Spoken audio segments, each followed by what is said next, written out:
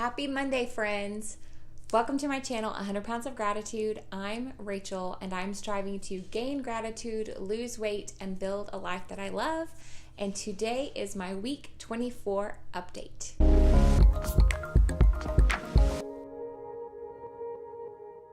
The last 2 weeks, I have been striving to wake up and get out of bed between 5 and 5:30 a.m.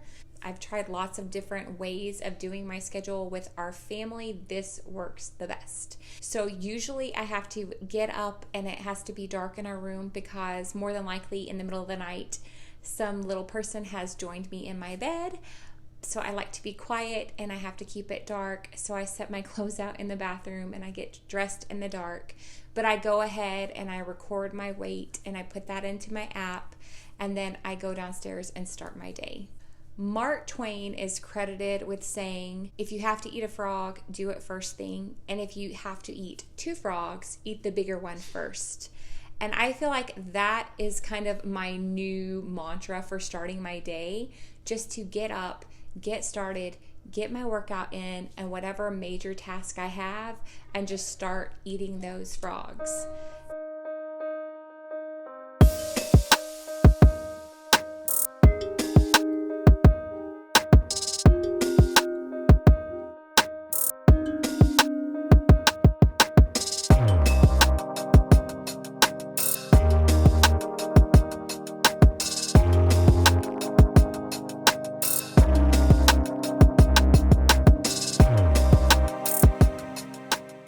And then I have my life-giving moment where I do my gratitude and solitude time. And I've come to the realization that the recipe for building a life that you love consists of 2 foundational ingredients: gratitude and grit. When I start my day rooted in gratitude, recognizing the gifts that God has graciously given to me, and then offering those gifts back to Him, it gives me the determination and it gives me the grit to get up, show up, and do the hard things, knowing that the hard things are not things that are wrong or that are not part of the purpose of my life.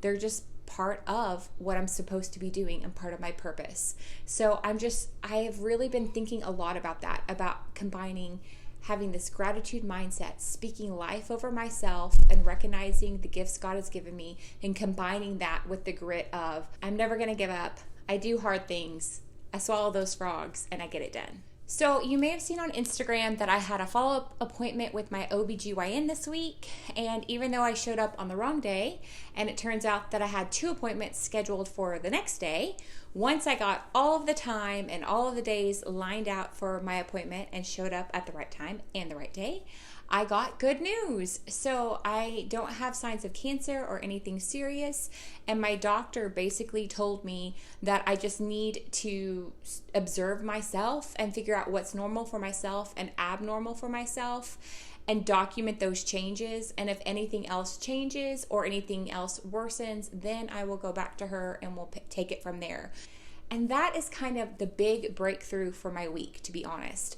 I'm up over a pound this week when you look at my weight from a daily comparison. And when you look at my weight from a weekly comparison, I'm also up. But my biggest takeaway was the fact that I wasn't upset when I saw this data.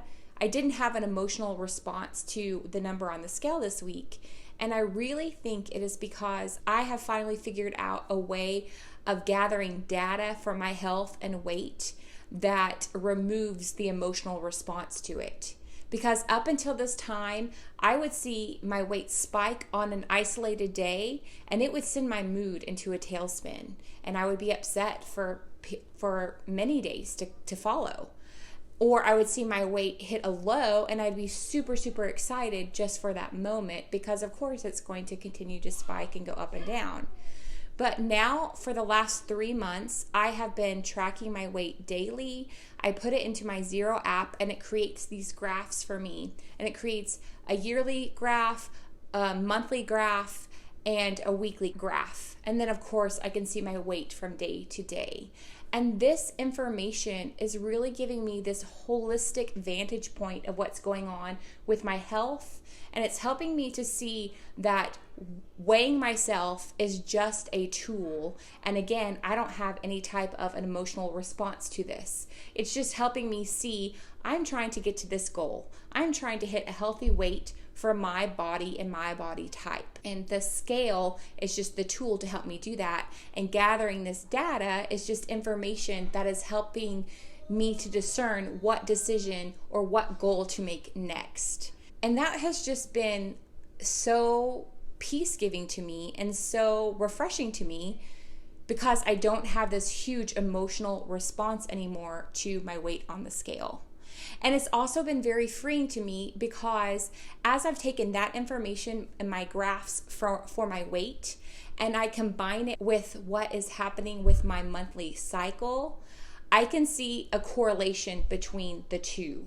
And that helps me to anticipate when my weight is going to spike and when my weight is going to go down, as well as when I'm more likely to have a plateau in my weight loss, and as well as a spike in my weight loss. If you're like me and you have this emotional response to your weight, I would encourage you to maybe try this out. It does take time and it does take consistency, but it might be something worth experimenting with to see if you start gathering this data over a longer period of time, if it helps calm you knowing that ultimately you're trending in the direction that you want to go, and that you're just gathering information to help you make wise and discerning choices so that you can set goals to achieve your overall goal. I don't know, it might be something worth looking into. So the two apps I use for tracking my data are the Zero app, and that's my fasting app, and I use it to log my weight daily, and then it gives me the graphs. And then my second thing is I use my Fitbit app to track my monthly cycle, and that's just been very helpful for me to get a more accurate view of what's happening with my body, especially just with all my doctor's appointments and things like that. But just to see the correlation between my weight and my cycle, that has been very eye-opening and very informative for me. So I would love to know how you track your weight and how you measure success for your weight loss. Are you someone who weighs every day and then you do the graph like I do, or do you just do week to week on specific days and times?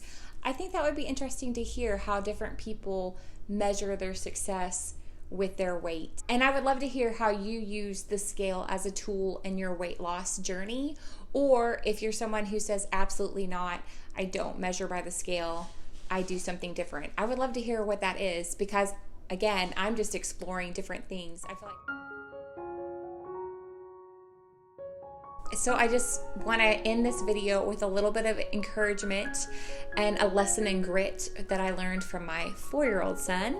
He is my precious, joy-giving final addition to our family.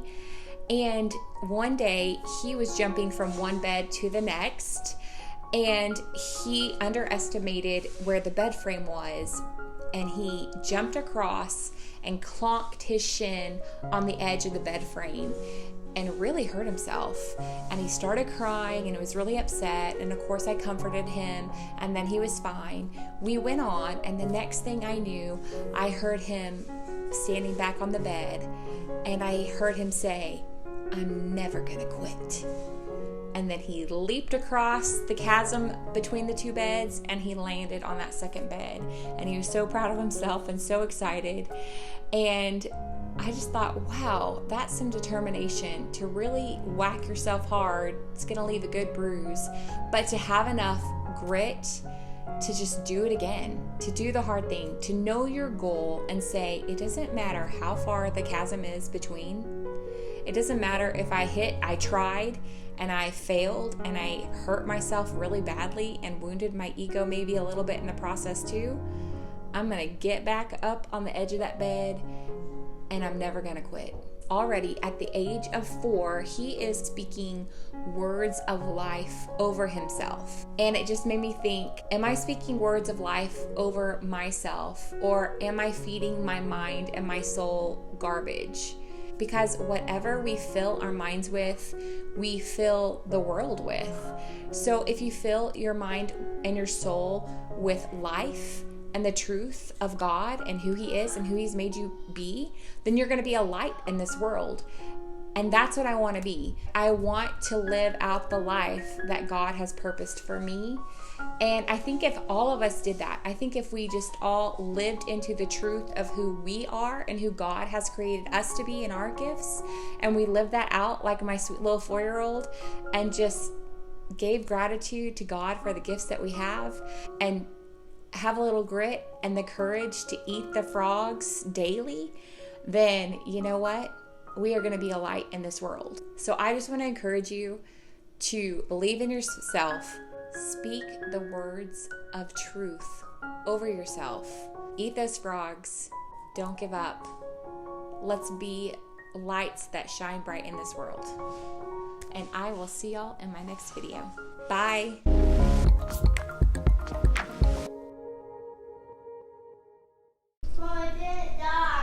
I'm so thankful.